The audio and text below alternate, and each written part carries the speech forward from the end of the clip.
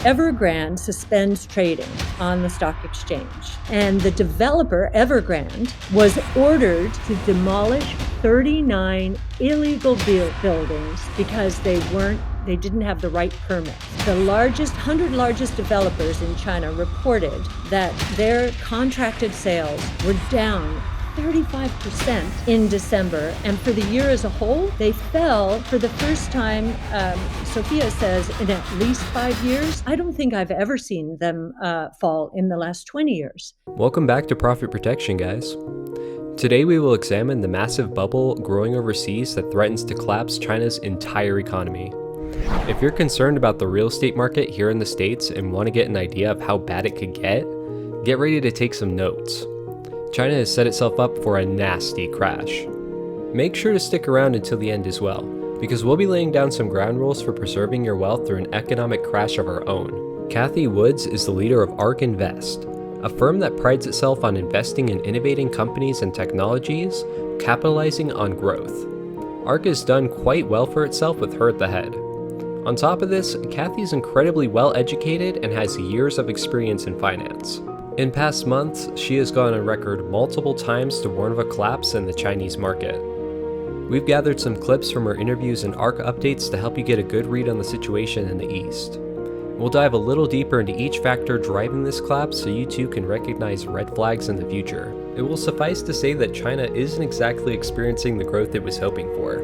Between social unrest and regulatory issues, the government is indeed working out some kinks in the system.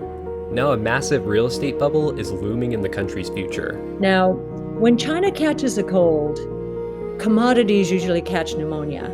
And we're seeing this in a few commodities, iron ore prices and so forth, but it isn't quite clear-cut yet. And I was saying to our team this morning, how could this be happening and the economy not be falling apart and the consumer not getting restless there? Well, the consumer savings is 75% in real estate. But what I learned this morning, and it does make sense, one of our analysts, our newest genomics analyst, Pierce, worked in his lab as he was getting his PhD at Texas A&M with other Chinese students. In fact, he only worked with Chinese students. And he learned that a greeting in China, the equivalent of a hello, is basically, I hope you have enough to eat. And so pork prices and rice prices are critically important. And what do we see happening there? Pork prices are down, depending on the measure, 33 to 50%. Rice prices are fairly flat. And apparently that keeps the consumer happy. Now, I don't know, I think this property debacle is quite something, so we shall see. At the moment, Chinese government officials are doing a decent job at keeping things moving along smoothly for citizens, at least in terms of commodities and supply chain efficiency. Much like the US Federal Reserve, monetary policy is used as a tool to combat inflation, bubbles, and other financial hurdles for the country.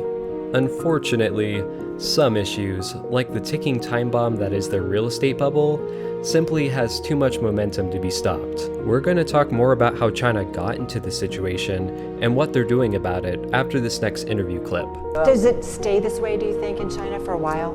Well, I mean, it's hard to say, yes. But China is certainly a country when they make a decision, it's longer term planning. Right. And President Xi certainly seems to be on this mission. And I think he's very unsettled that the three-child policy is not working. Yeah. And so there's a big social engineering. And by the way, this was all very forecastable, right? I mean, demographics, they knew 50 years ago what was going to happen. Right. So I think that's part of it. And there are the haves and the have-nots in China, like there is around the world.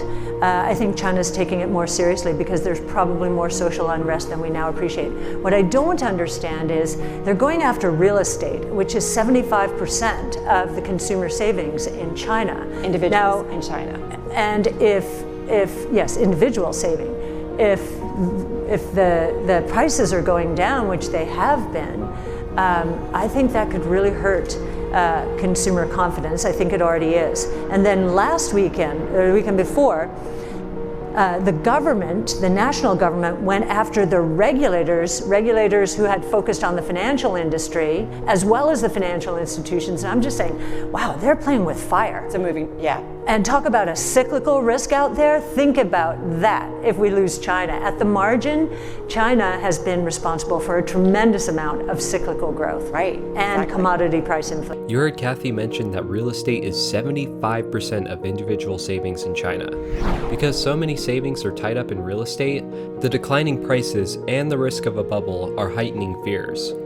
The federal government has begun to clean house in the financial and real estate industries in response to these irresponsible investments, so companies and consumers are feeling the pain. Let's get back and examine how exactly China got to the point where trillions were locked up in the real estate superbubble. Over the past 2 decades, the Chinese economy and population has grown at a rapid pace. Since at least 2003, housing prices have continued to rise steadily. The population has continued to grow, and the demand for housing increased. As the cost of living in cities began to outpace the earning power of the average citizen, the population began expanding outward from the densely populated cities. With demand for housing growing everywhere across the country, developers began to take out massive loans to build housing, offices, and other buildings en masse. After all, prices were rising, and they wanted to get it sooner rather than later. This led to the creation of much more properties than were actually needed in the future. Now, let's fast forward to today. These developers and financial institutions that were betting so heavily on increased demand are regretting their business plans. Not only is the demand for housing going down, but much of this real estate was never even bought or used. There are a large number of genuine ghost cities sprinkled around China, where entire living centers were created for people that never moved in. If these developers and financial institutions had used their own money to build these properties, it would be a loss for them and them alone. But that isn't what happened. Remember, the vast majority of these developments were financed by loans. These loans were expected to be paid back easily, but now it's not looking too good. As these developers and financial institutions continue to make little to zero profit from new developments, a bubble has revealed itself. They are not going to be able to pay back lenders anytime soon, if at all. These lenders now are out massive amounts of money that they also owe to other institutions. When everyone starts to default on their loans, who's there to back them up? This is somewhat like the 2008 housing crisis in America. Large loans were being approved for everyone, even those who were not going to be able to afford repayment. Not only that, but the financial institutions that backed these loans were ill-prepared to take the fall if too many people defaulted on their loans. As you know, when the wave of defaults hit and no one was able to pay back lenders, there was a domino effect. Much like China at the moment, no financial institution was able to fork out the necessary cash, and the whole system began falling apart. The US government was forced to step in and bail out the banks and financial institutions who were all about to go bankrupt. In a similar fashion, the banks and financial institutions of China are on the verge of collapsing, and the loans continue to go unpaid. After 20 years of rising prices, the real estate market in China is worth over $50 trillion. To put that into perspective, it is 4 times as large as the entire GDP of China. There is quite literally not enough money to pay back these loans, and demand will not increase any time in the near future. This collapse will be much more serious than anyone can prepare for, and the odds of it affecting other national economies are high. When financial institutions fail together, everyone gets hurt. Your savings account, stocks, and more are at risk if a collapse is imminent. Before we wrap this up, let's go over some quick strategies for you to prepare your finances for a possible bubble. Where do you put your money to keep it safe from a bubble? The tough answer is that nothing is truly safe when the economy collapses. But here are the 3 best strategies for giving your dollar a fighting chance. 1. Invest in strong companies. When stock prices take a nosedive, no company is spared. What is important is finding the companies that have what it takes to rebound. The companies that deal in necessary goods and services who have skilled management teams will emerge from red much sooner than innovative tech companies. Choose your fighter wisely. 2. Choose the right assets. Okay, before I say this, understand I do know we just talked about housing bubbles. Despite that, don't be scared of investing in real estate. The fact of the matter is, unless supply is miles above demand, like in China, property will always be valuable. Eventually, someone's going to need to rent out your house, and you'll be glad you held on to it. 3.